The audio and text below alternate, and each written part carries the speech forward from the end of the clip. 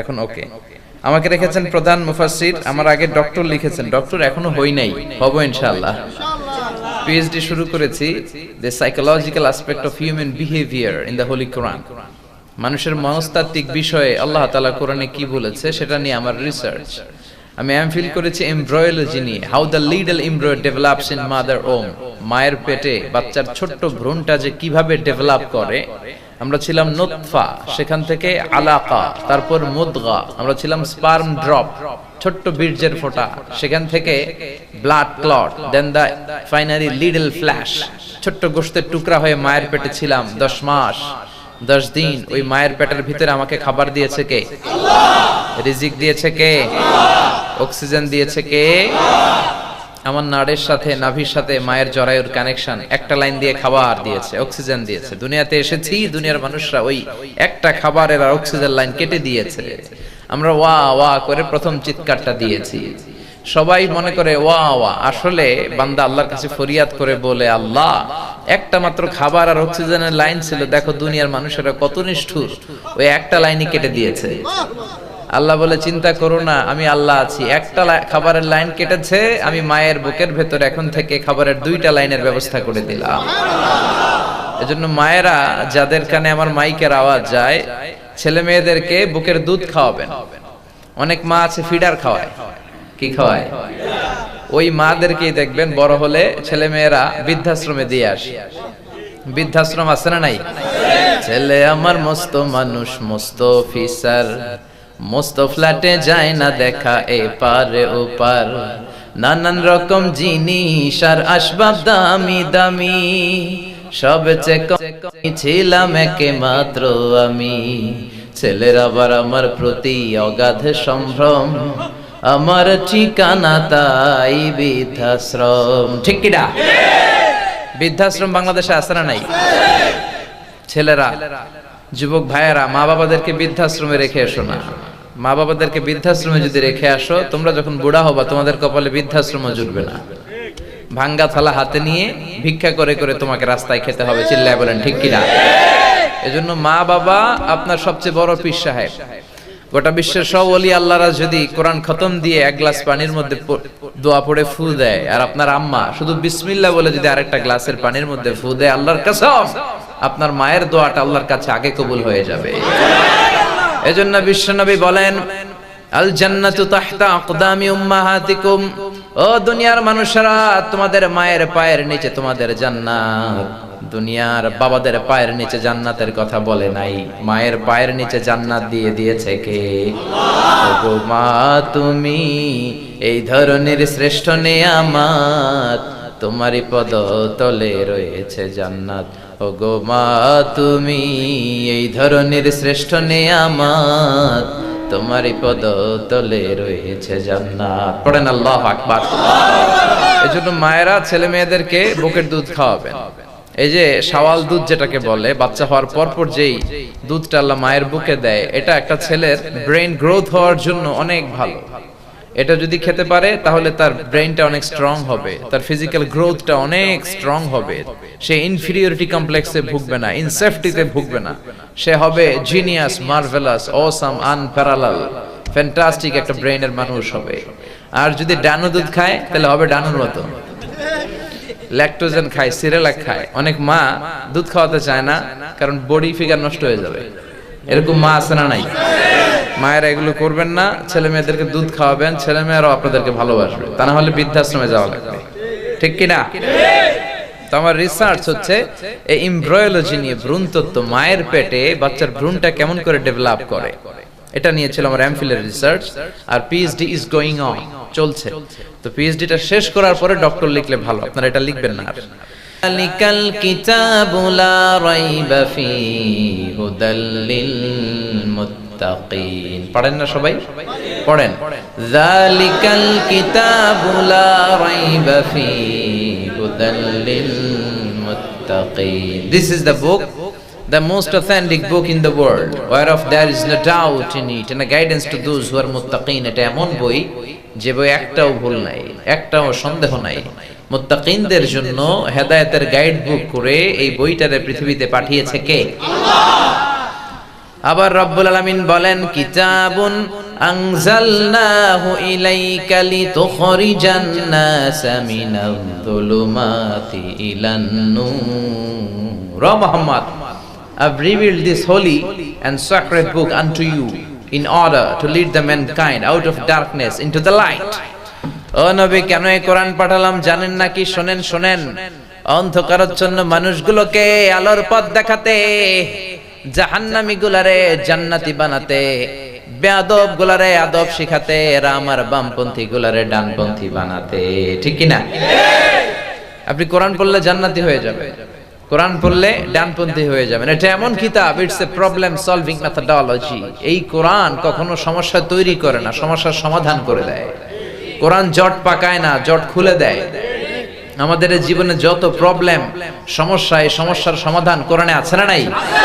সমাধান চাও যদি জীবনে, মরণে ফিরে যাও, খুঁজে নাও, চোখ রাখো কোরআনে। পড়েন, সমাধান চাও যদি জীবনে, মরণে ফিরে যাও, খুঁজে নাও, চোখ রাখো কোরআনে।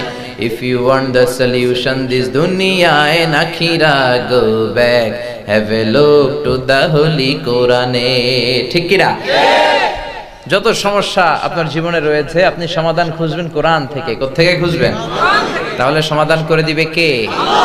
এমন কিতাব, এই কিতাবটা পড়লে আপনার হৃদয়ের জ্বালা যন্ত্রণা দূর করে দিবে কে? আপনার ঈমানকে বাড়িয়ে দিবে কে?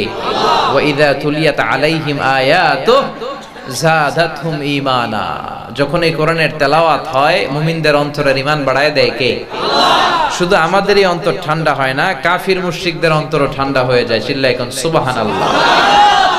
মিশরের প্রেসিডেন্ট জামাল আবদুন নাসের রাশিয়াতে ভ্রমণ করেছিল। তখন দেশটার নাম ছিল সোভিয়েত ইউনিয়ন, আমরা যেটাকে বলি রাশিয়া। কি বলি?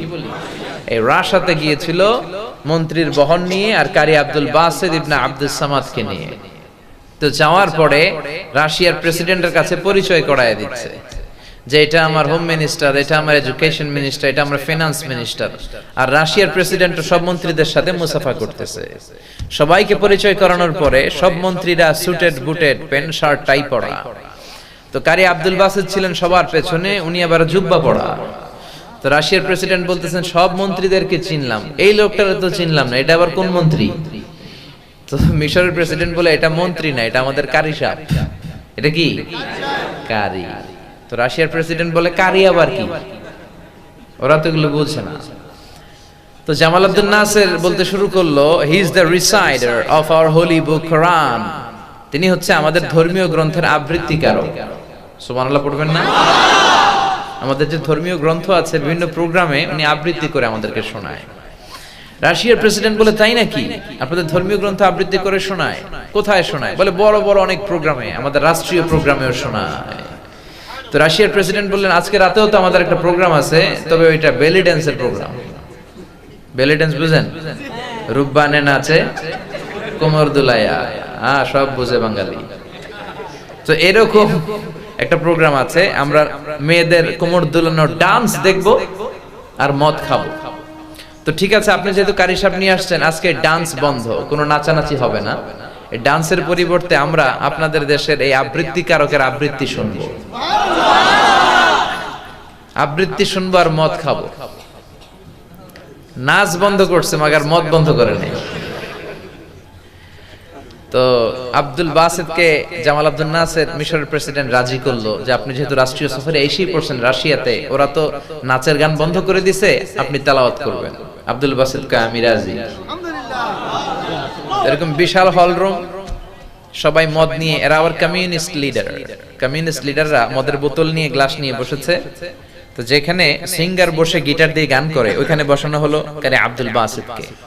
তো উনি বসলেন, দেখলেন সবার হাতে মদ, মদ ভর্তি বোতল আর গ্লাস। তো উনি চোখ বন্ধ করে আল্লাহরে বললেন, আল্লাহ আমার গলায় তুমি যত সুর দিয়েছো, উজাড় করে আজকে আমি এই রাশিয়ার বুকে তেলাওয়াত করব, তবে আমার সামনে যে কমিউনিস্ট লিডাররা বসা, আমার তেলাওয়াতের সুর তুমি তাদের অন্তরে ঢুকিয়ে দিও। কারি আব্দুল বাসিত চোখ বন্ধ করে টান দিলেন, আউযু বিল্লাহি মিনাশ শাইতানির রাজীম।